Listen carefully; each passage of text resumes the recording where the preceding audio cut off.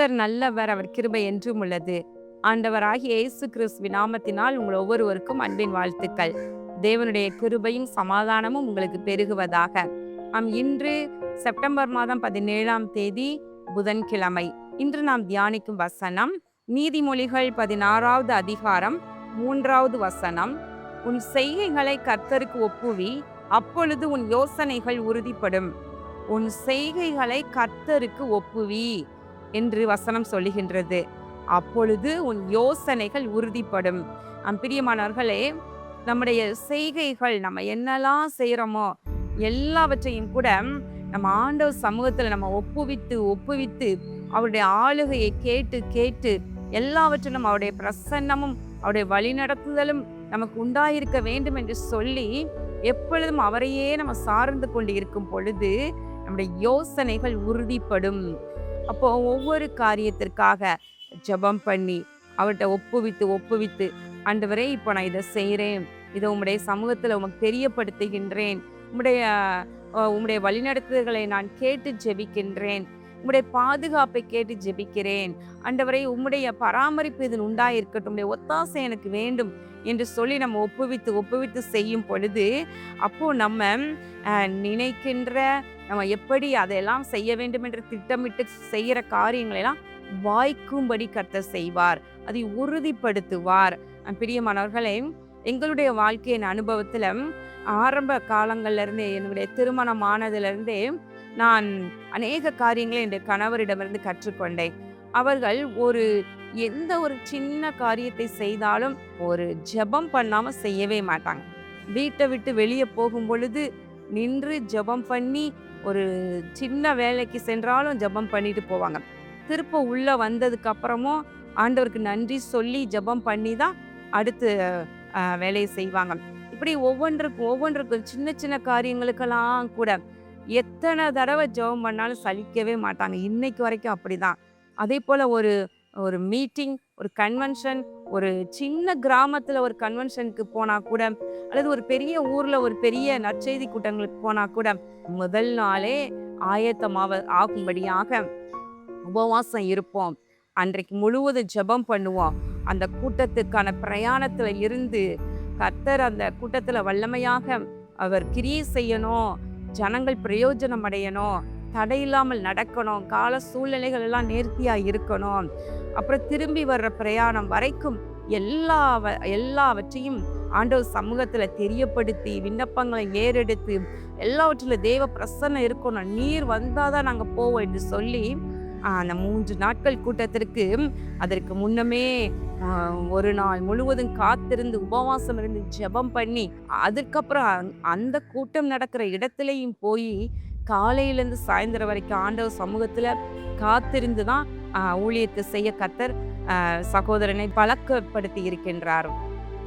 பிரியமானவர்களே, ஒவ்வொரு காரியத்தையும், சின்ன சின்ன காரியத்தையும், அதே போல இன்றைக்கு ஊழியத்துல கூட ஒருவேளை இன்றைக்கு ஊழியம் வளர்ந்து ஏராளமான ஜனத்திற்கு பிரயோஜனமாக இருந்து வருகின்றது என்றாலும் கூட எதையும் நாங்க இதெல்லாம் வழக்கமா செய்யறது தானே, இது இப்படி செய்தா இது நல்லா நடக்கும், இதை இப்படி செய்வோம் என்று சொல்லி இந்த கணவர் ஒரு நாளும் அவர்கள் அப்படி செய்யவே மாட்டார்கள். ஆசீர்வாத பெருவிழா நடத்த வேண்டும் அல்லது ஒரு உபவாச கூட்டம் நடத்த வேண்டும், அந்த டேட், எந்த டேட்ல நடக்கணும், எந்த இடத்துல நடக்கணும், அதற்கு அந்த டேட்டை கன்ஃபார்ம் பண்ணி அந்த இடத்த புக் பண்ணி அதற்கு பணம் கட்டி ரசீது வாங்க, எல்லாம் ஒன்னொன்னா செய்வதற்கு முன்பதாக, ஒவ்வொன்றிற்கு முன்பதாக ஆண்டவர் சமூகத்தில் ஒப்பு கொடுப்பாங்க. ஒப்புவித்து ஆண்டவரே, இதில் நம்முடைய கரம் இறங்கட்டும், நம்முடைய கரம் கிரியை செய்யட்டும், நம்முடைய பாதுகாப்பு உண்டாகட்டும், ஆண்டவரே உம்முடைய நாமம் மகிமைப்படணும் என்று சொல்லி ஒப்புவித்து ஜெபம் பண்ணி அந்த காரியத்தை செய்ய துவங்குவாங்க. அந்த கூட்டம் நன்றாய் நடந்து, அந்த வேலை நன்றாய் நடந்து முடிந்த பின்பும் ஆண்டவருக்கு நல்லா நன்றி சொல்லுவாங்க. பிரியமானவர்களே, உங்க வாழ்க்கையிலும் கூட சின்ன காரியமானாலும் பெரிய காரியமானாலும் ஆண்டவருக்கு ஒப்புவிங்க, அந்த காரியத்தை ஒப்புவிங்க. அவர் பெரியவர், நம்முடைய ஆண்டவர் பெரியவர். நம்முடைய பலனால நம்ம செய்ய முடியாது சில காரியங்களை, ஆனா அவர்கிட்ட ஒப்புவித்தோமானால் அவர் எப்படியாயிலும் ஒத்தாசைகளை அருளி செய்வார், பரலோக ஒத்தாசைகளை அனுப்புவார். பூலோகத்துல நமக்கு உதவி செய்வதற்கு அநேகரை நமக்கு ஆதரவா எழுப்பி கொடுப்பார். அதான் தேவ கிருபையும் மனுஷர் கண்கள தயவும் ஒவ்வொரு காரியத்தும் உண்டாயிருக்கும்படியாக கர்த்தர் நமக்கு உதவி செய்வார். நம்முடைய யோசனைகளை உறுதிப்படுத்துவார். அழகாய் காரியங்களை வாய்க்கும்படி செய்வார். இன்றைக்கு என்ன வேலை செய்ய போறீங்க, என்ன காரியம் செய்ய போறீங்க, இன்றைக்கு மாத்திரமல்ல, ஒவ்வொரு நாளும் ஆண்டவர் சமூகத்துல ஒவ்வொன்றையும் காலையில ஜெபம் பண்ணிட்டோமே போதும் அப்படின்னு நினைக்காதீங்க. எத்தனை முறை ஆனாலும் ஆண்டவர் தெரியப்படுத்துங்க. ஒரு நாள்ல எத்தனை தடவை ஆண்டவருக்கு எந்த காரியத்தையும் தெரியப்படுத்தி செய்யணுமோ அத்தனை தடவை தெரியப்படுத்தி செய்யுங்க. நீங்க இந்த காரியம் எல்லாம் ஜெயமாயிருக்கும். தானியேலின் காரியமோ ஜெயமாக இருந்தது என்று பார்க்கின்றோம்.